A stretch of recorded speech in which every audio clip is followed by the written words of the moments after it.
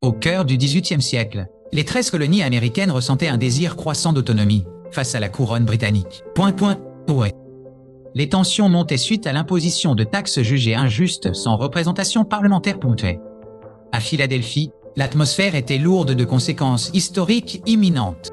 Le Second Congrès continental s'était réuni pour décider du sort d'un nouveau monde.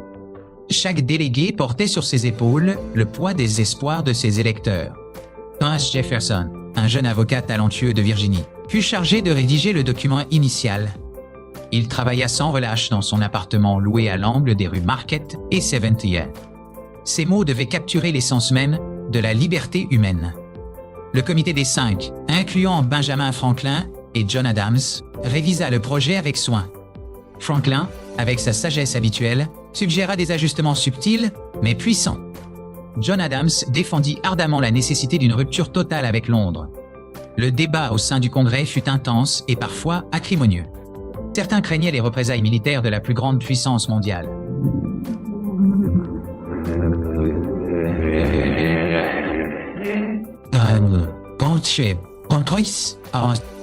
D'autres voyaient dans l'indépendance la seule voie vers la dignité. Le 2 juillet 1776, le Congrès vota officiellement en faveur de la résolution d'indépendance. Ce fut un moment de basculement définitif dans l'histoire moderne. Les 2 jours suivants furent consacrés à l'édition finale du texte de Jefferson. Chaque phrase fut pesée pour sa résonance philosophique et politique. Enfin, le 4 juillet, la version finale de la déclaration fut adoptée. John Hancock, le président du Congrès, fut le premier à apposer sa signature. Sa signature était si imposante que le roi George III n'aurait pas besoin de lunettes pour la lire. Pourtant, aucun d'entre eux ne recula devant ce péril. La nouvelle de l'adoption commença à se répandre dans les rues de Philadelphie.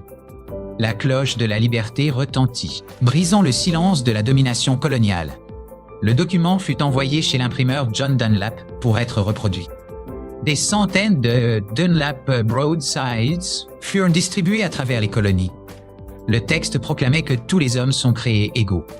Cette affirmation allait changer le cours de la pensée politique mondiale. Les droits inaliénables incluaient la vie, la liberté et la recherche du bonheur. Le gouvernement devait désormais tirer son pouvoir du consentement des gouvernés. Le roi George III fut accusé d'une longue liste de tyrannies.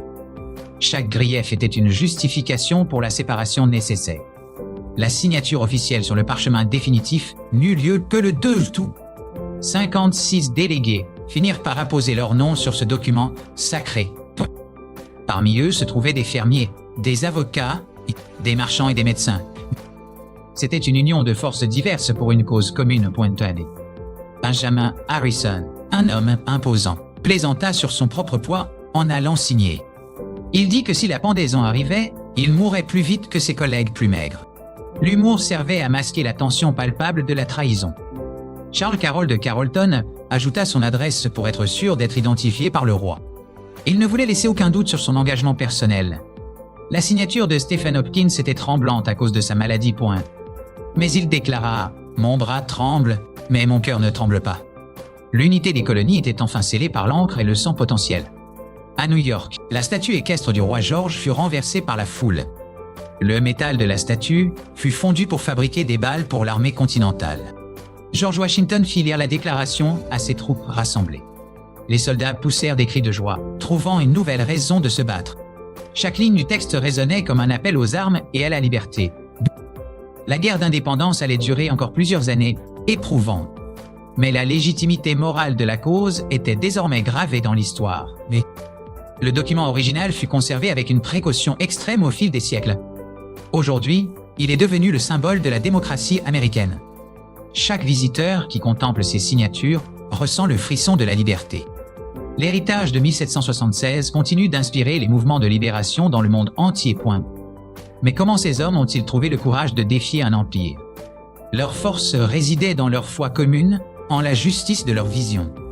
Ils savaient que l'échec signifierait la ruine et l'oubli. Ils ont misé leur vie, leur fortune et leur honneur sacré sur ce parchemin. Le papier lui-même, en peau d'animal traité, a survécu à des incendies et des guerres. Il porte les cicatrices physiques du temps, mais son message reste intact. La rédaction de la déclaration fut un exercice de style littéraire exceptionnel. Jefferson utilisa le rythme et la cadence pour renforcer ses arguments. Il invoqua les lois de la nature et du Dieu de la nature. L'influence des Lumières européennes est visible dans chaque paragraphe. Mais l'application pratique de ces idées était une innovation américaine radicale. La déclaration ne créait pas seulement une nation, elle créait un nouveau type de citoyen. Chaque signature ajoutée était un clou supplémentaire dans le cercueil de l'absolutisme. La table sur laquelle ils ont signé est toujours conservée aujourd'hui. On peut presque entendre l'écho des discussions passionnées dans la salle vide. Est-ce que Jefferson réalisait l'ampleur de ce qu'il venait d'écrire? Il est probable qu'il voyait cela comme le couronnement de sa carrière philosophique. La réaction britannique fut, sans surprise, empreinte de mépris et de colère. Il considérait les signataires comme des rebelles ingrats. Pourtant, le soutien international commença à se manifester, de la France. Le marquis de Lafayette fut séduit par les idéaux de la déclaration. L'alliance avec la France fut cruciale pour le succès final de la Révolution. La déclaration servit de cri de ralliement lors des moments les plus sombres de la guerre. Elle rappelait aux hommes pourquoi ils risquaient tout loin de chez eux. Le document fut caché dans un moulin à papier pendant l'occupation britannique de Philadelphie. Il voyagea dans des chariots couverts, échappant de peu à la capture. La résilience du parchemin symbolisait la résilience de la nouvelle nation. Après la guerre, la déclaration devint un objet de vénération presque religieuse. Les anniversaires du 4 juillet furent célébrés avec des feux d'artifice et des discours. C'était le jour où l'Amérique était née dans l'esprit du monde. Mais les contradictions du texte, notamment concernant l'esclavage, restaient douloureuses. Il faudra encore un siècle et une guerre civile pour commencer à résoudre ces paradoxes. La déclaration d'indépendance n'était pas un point final, mais un commencement. Elle a posé un standard auquel toutes les sociétés futures seraient mesurées. La calligraphie de Timothy Matlack, qui a transcrit le document, est un chef-d'œuvre visuel. Chaque boucle et chaque délié reflètent le soin apporté à cette œuvre. L'encre utilisée était faite de noix de Galles et de sulfate de fer-pan. Cette composition chimique a permis au texte de résister à l'effacement total. Les signataires venaient de milieux géographiques très différents, de la Géorgie au New Hampshire. Certains étaient riches, d'autres avaient connu la pauvreté. Leur sacrifice personnel fut immense pour beaucoup d'entre eux. 5 signataires furent capturés par les Britanniques et torturés comme traîtres. 12 virent leurs maisons pillées et brûlées pendant le conflit. Leurs familles souffrirent également des conséquences de leur audace. Pourtant, aucun ne regretta d'avoir signé ce pacte de liberté. Leur honneur sacré était leur possession la plus précieuse. Le président Thomas Jefferson et John Adams sont décédés tous les deux le 50e anniversaire de la signature. Cette coïncidence historique semblait être un signe divin pour beaucoup. Leur dernière pensée fut pour la pérennité de l'Union qu'ils avaient créée. La déclaration d'indépendance reste l'âme de la nation américaine. Elle nous rappelle que la liberté n'est jamais acquise, mais doit être défendue. Chaque génération doit réinterpréter ces mots à la lumière de ses propres défis. Le texte a voyagé à travers le monde, inspirant la Déclaration des droits de l'homme en France. Il a donné de l'espoir à ceux qui vivaient sous le joug colonial, en Afrique et en Asie. La simplicité de son message est sa plus grande force. Comment une idée aussi simple a-t-elle pu renverser des trônes millénaires? C'est parce qu'elle parlait directement à l'aspiration universelle au respect. L'Independence Hall est aujourd'hui un sanctuaire pour tous les amants de la liberté.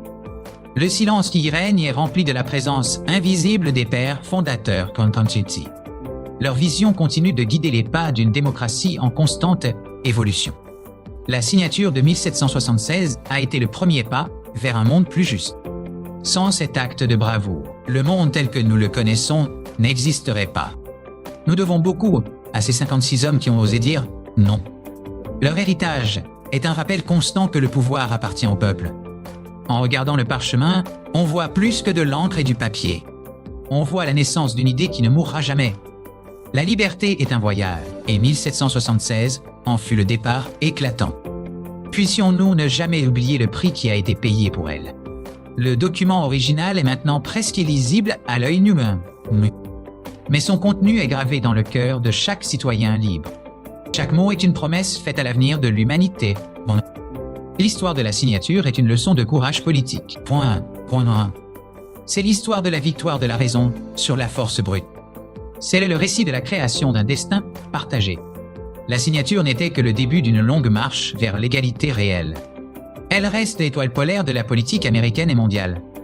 Puissions-nous toujours honorer la mémoire de Philadelphie.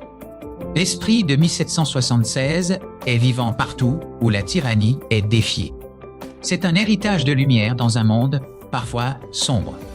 La signature de la Déclaration d'indépendance est le plus bel acte de foi en l'homme. Elle nous enseigne que nous sommes les maîtres de notre propre destin. Et c'est ainsi que l'Amérique commença son grand voyage historique. Les cloches sonnent encore chaque année pour nous le rappeler.